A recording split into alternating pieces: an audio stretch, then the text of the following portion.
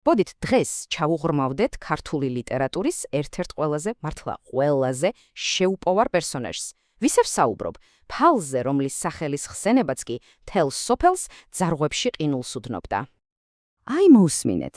პირველივე წინადადებიდანვე ცხადია, რომ საქმე გვაქვს ლეგენდასთან. ის კი არ იყო უბრალოდ ვიღაც, ვინც სოფელში ცხოვრობდა.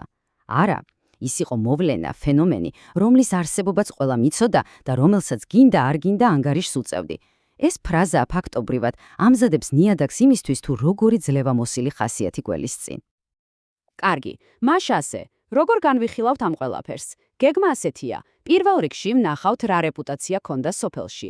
მერე გავიხსენებთ იმ საყოველთაო ცნობილ ამბავს ქათამზე, რომელმაც ყველაფერი შეცვალა. შემდეგ ჩავუღრმავდებით მის ცოტა არ იყოს უცნაურ ფილოსოფიას ტკბილი სიტყვის მიმართ. შევეცდებით უპასუხოთ კითხვას, მართლა ქვის გული ჰქონდა და ბოლოს ამ ყველაფერს შევაჯამებთ და ჩამოვაყალიბებთ მის რკინის ფილოსოფიას. აბა, დავიწყოთ პირველი ნაწილით. როგორი იყო მისი რეპუტაცია? ანუ როგორ ხედავდნენ მას სხვები? საქმე ისე, რომ ის უბრალოდ მკაცრი ქალი არ ყოფილა, ის უფრო სტიქიურ ძალას ჰგავდა, რომელსაც გზად ვერ გადაეღობებოდი. წარმოიდგინეთ სურათი. მისი რეპუტაცია რაღაც აბსტრაქტული კი არ იყო, არამედ ყოველდღიურობაში ჩანდა. სოფლის მოხელეებს, იქნება ეს გზირი თუ იასაული, მის ეზოში შესulis ეშინოდათ. კაცების ჯგუფიც კი მისი დანახვისას ისე იფანტებოდა, თითქოს ალალმა დახროლა წიწილებსაო. უფრო მეტიც, მისი სახელი ბავშვების დაშინებელ ზღაპრად იქცა. და იცით რა არის ყველას ეს საინტერესო? თავად ის ამ შის სხვების სისუსტეთ თვლიდა და არა საკუთარი სიძლიერის დასტურად. აი ეს ფრაზა, ეს არის მთელი მისი არსის კონცენტრატი. ეს ხომ უბრალოდ მუქარა არ არის, არა? ეს არის მისი რწმენის დეკლარაცია, მისი უდრეკი ბუნების მანიფესტი. ის მზად იყო სიმართლისთვის ბოლომდე ევლო, ნებისმიერ ფასად, თუნდაც ეს ფეხით ხელმწიფემდე ჩასვლას ნიშნავდეს. კარგი, თეორია ერთია, მაგრამ როგორ მუშაობდა ეს ყველაფერი პრაქტიკაში? მოდით ახლა გავიხსენოთ ის საკვანძო ამბავი, რომელმაც საბოლოოდ ქვად აქცია მისი რეპუტაცია და ყველას თვალნახლივ დაანახა, რას ნიშნავდა მისი სიტყვა.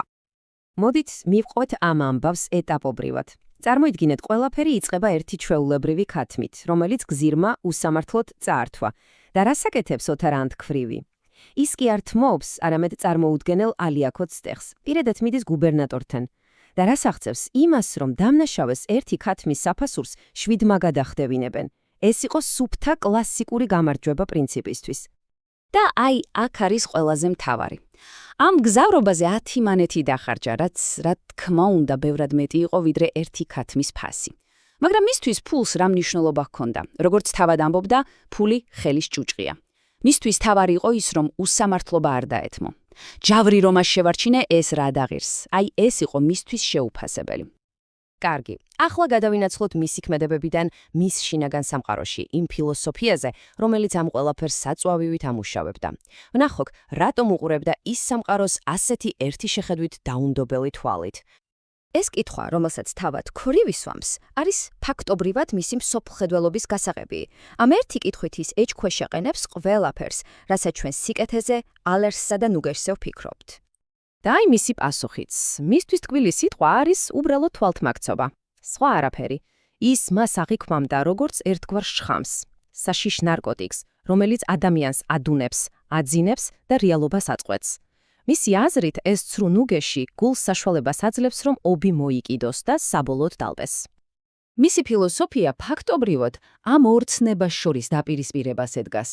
ერთ მხარესაა ტკბილი სიტყვა, პასიური, დამღუპველი, დამაძინებელი. მეორე მხარეს კი ჭეშმარიტი სიტყვა, თუნდაც მწარე და მტკივნეული, მაგრამ აქტიური და მაცოცხლებელი. ის სიტყვა სამურველს კი არ ადარებს, რომელიც გულს ადუნებს, არამედ მოსაკიდებელ ჩანგალს, რომელმაც გული ადგილიდან უნდა დაძრას, უნდა შეანჯღრიოს, გამოაფხიზლოს და არა დააძინოს. და აი აქ უკვე მივადექით ყველაზე მთავარ, ყველაზე რთულ კითხვას. ვინ იყო ეს ქალი? ურჩხოლი, რომელსაც გრძნობები არ ქონდა, თუ პირიქით, პატიოსნების უკომპრომისო განსახიერება. ერთი მხრივ, გვესმის სოფლის ხმა. მათთვის, ვინც მის სიმკათრეს ყოველდღე ხედავდა, მისი საქციელი, რა თქმა უნდა, უგულობასთან ასოცირდებოდა. მათთვის, ტკბილი სიტყვის არარსებლობა პირდაპირ ნიშნავდა ადამიანური სითბოსა და გრძნობების არქონას. მაგრამ მეორე მხრივ იყვნენ ისეთებიც, ვინც ამ გარეგნული სიმკაცრის მიღმა რაღაც სხვას ხედავდნენ. ისინი მის პრინციპულობაში აბსოლუტურ სამართლიანობასა და პატიოსნების მტკიცე ხერხემალს ხედავდნენ და ამით აღფრთოვანებული იყვნენ. კარგი, მოდით შევაჯამოთ. შევეცადოთ მისი ეს რთული და ძლიერი ხასიათი და ავიყვანოთ იმ მთავარ სიბრძნემდე, იმ მემკვიდრეობამდე, რომელსაც ის გვიტოვებს. აი ეს არის ოთარ ანდქვრივის კოდექსი, მისი ცხოვრების 4 მთავარი კანონი. პირველი. არასდროს შეეგუო უსამართლობას, სულ ერთია დიდს თუ პატარას. მეორე. ყოველთვის არჩიე მწარე სიმართლე ტკბილ ტყუილს. მესამე. შენი სიტყვა და საქმე ერთი და იგივე უნდა იყოს. და მეოთხე, ამ კაცრ სამყაროში მხოლოდ საკუთარი თავისი მედი კონდეს. ეს არის ფაქტობრივად მისი რკინის ნებისყოფის ფუნდამენტი. და მოდით დავასრულოთ ამ კითხვით, რომელიც ფიქრობ ყველას დაგვაფიქრებს. ოთარ ანდქვივის ნაირი ხასიათი, ეს აუცილებელი თავდაცვის მექანიზმი, ანუ ფარი, მკაცრ რეალობასთან გასამკლავებლად, თუ პირიქით, ეს არის აგრესიული იარაღი, რომელიც ადამიანს სხვებისგან აშორებს და მარტო სულს ხდის. აი ეს არის მისი პერსონაჟის მთავარი დილემა, რომელიც დღესაც ისევე აქტუალურია, როგორც მაშინ.